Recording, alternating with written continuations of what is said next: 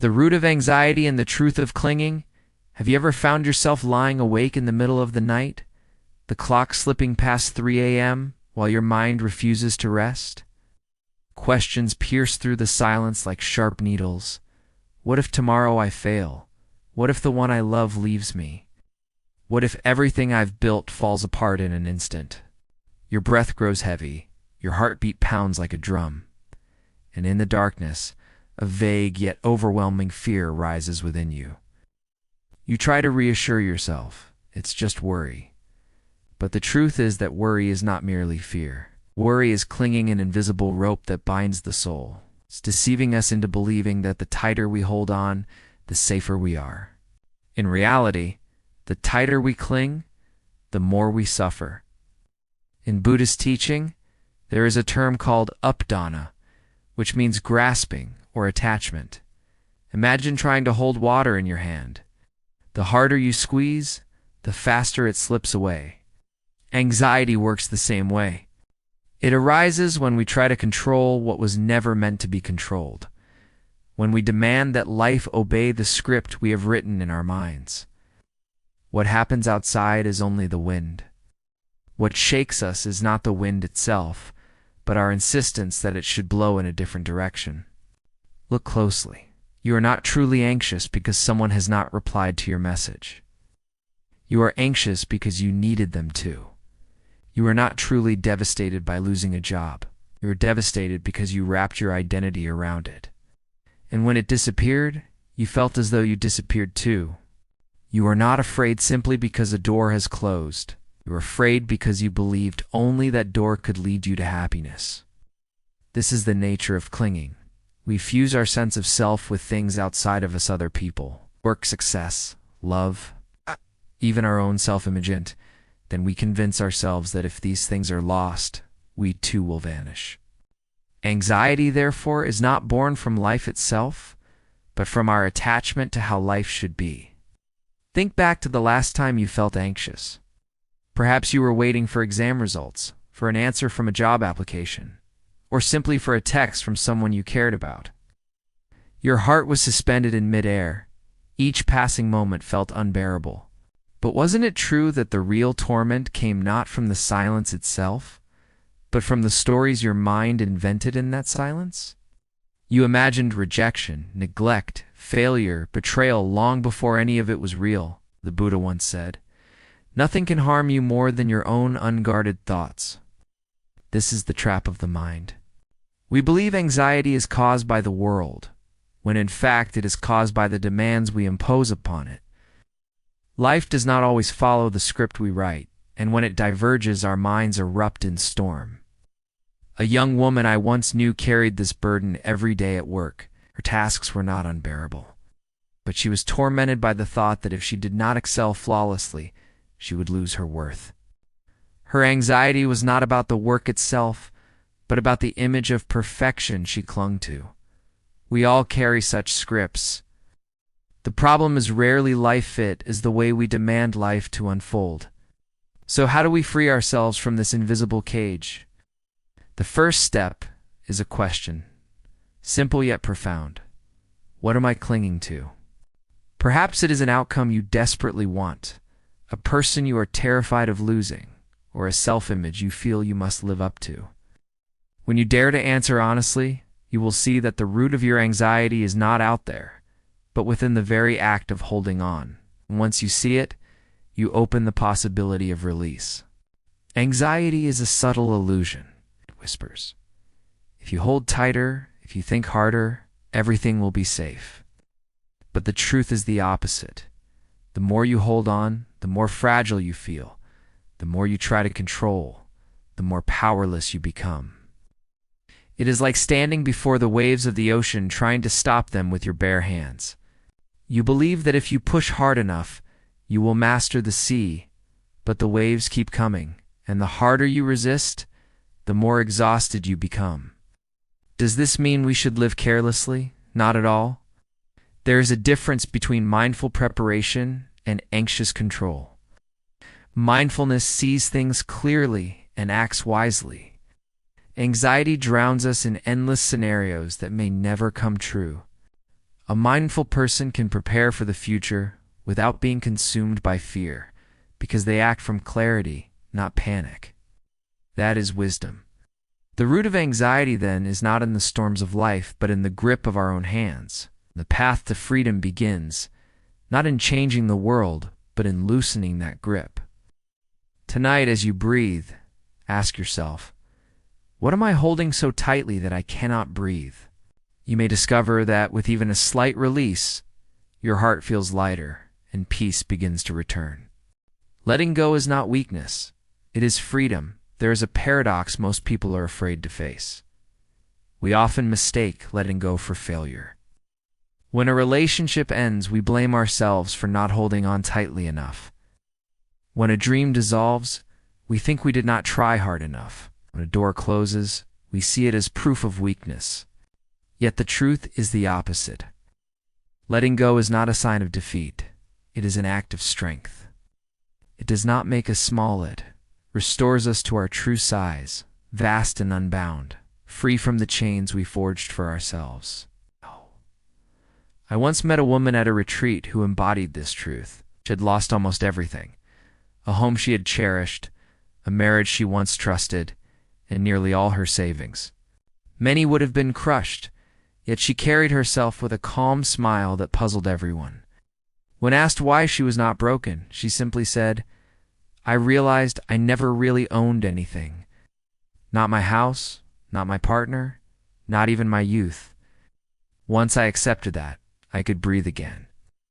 Her words struck like lightning, breaking through illusions I had carried for years. They revealed something simple, yet profound. We are not here to possess. We are here to experience. The fear of letting go comes largely from confusion. We equate it with giving up. To give up feels like saying, "I cannot do this, so I stop."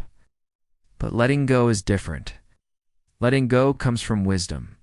It is the recognition that some things do not belong to us, do not nourish us anymore, and clinging to them only prolongs our suffering. You can love someone deeply, but if you imprison them with your need for them to stay, love curdles into chains. Letting go does not mean you cease to love. It means you love in freedom, allowing the other to walk their path, even if it leads away from you. You can pursue a dream with passion, but if you demand it must unfold exactly as you imagined, you will be exhausted. Letting go means allowing the dream to change shape, to evolve, and being willing to walk with it into unknown territory. Nature has always understood what we resist. A tree does not cling to its leaves when autumn arrives. It lets them fall because deep within it knows that new life is waiting under the soil of surrender. The lotus does not wait for the mud to vanish before it blooms.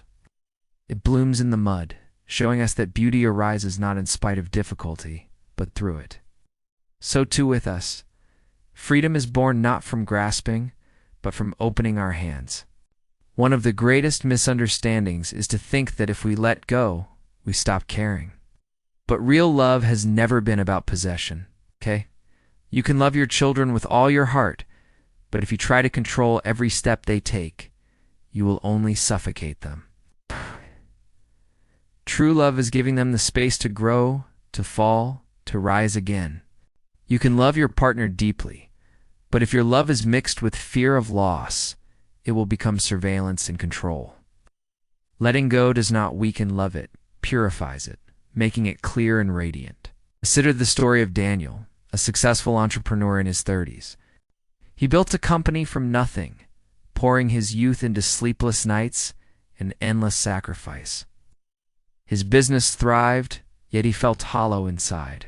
His health deteriorated, his marriage unraveled, and his creativity dried up. The thought of leaving terrified him because his identity was tangled with his company. Without it, who was he?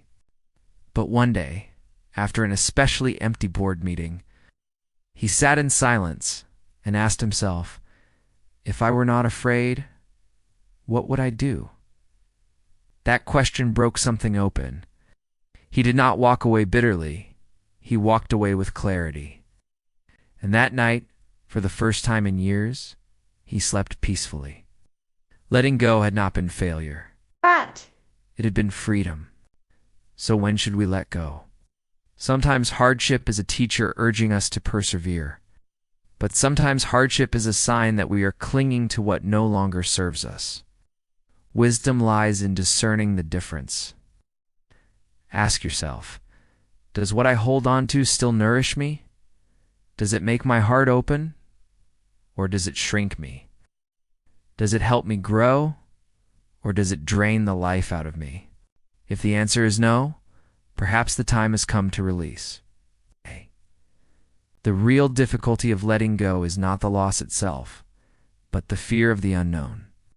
We fear that if we release, we will fall into emptiness. But emptiness is not the enemy, it is the space where new life can arise. Like a hand clenched into a fist, only when it opens can it receive something new. Like a door closing, only when we stop staring at it in despair can we notice all the other doors quietly waiting. Letting go is not weakness. It is courage, the courage to trust the rhythm of life, to trust that what belongs to you will remain, and what does not will pass away. You do not need to chase. You do not need to cling. Your worth was never in what you held. It was in the spaciousness you created when you released.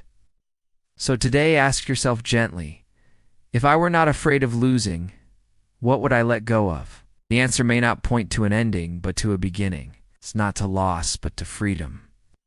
And perhaps in that very moment of release, you may discover what it truly means to live. Peace is a practice, not a reward, we often tell ourselves.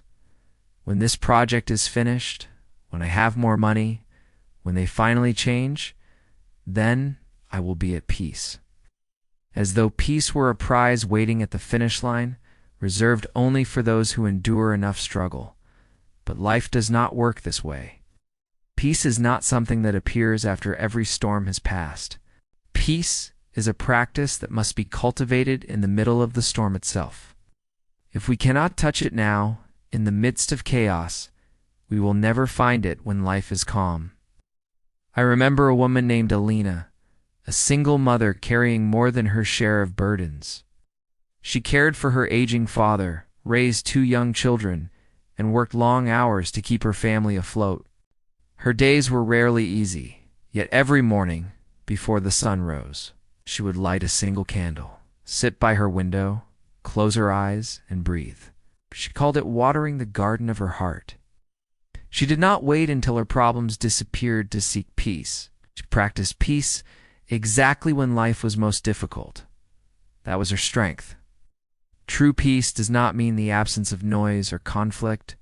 If it did, it would collapse the moment the world became loud again. Peace is not found outside. It is found within. It is the ability to sit quietly with yourself, even when the room around you is filled with voices, demands, and chaos. It is the stillness of breath, the gentle returning to this very moment. In Buddhism, there is an image of the lotus. The lotus does not wait for the mud to disappear before blooming. It blooms in the mud, untouched by the dirt that surrounds it. This is the power of practice. We do not need perfect conditions to find peace. We need presence. Just as the lotus rises above the swamp, our awareness can rise above confusion, allowing beauty to exist even in hardship. One of the greatest illusions of our time is the belief that happiness and peace exist somewhere in the future. We say to ourselves, when I succeed, then I'll rest.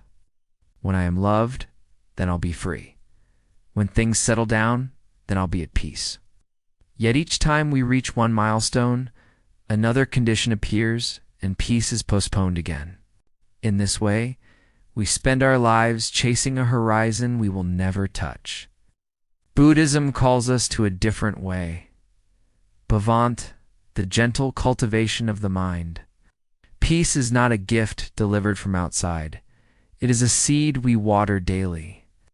This cultivation can be simple. Sit quietly in the morning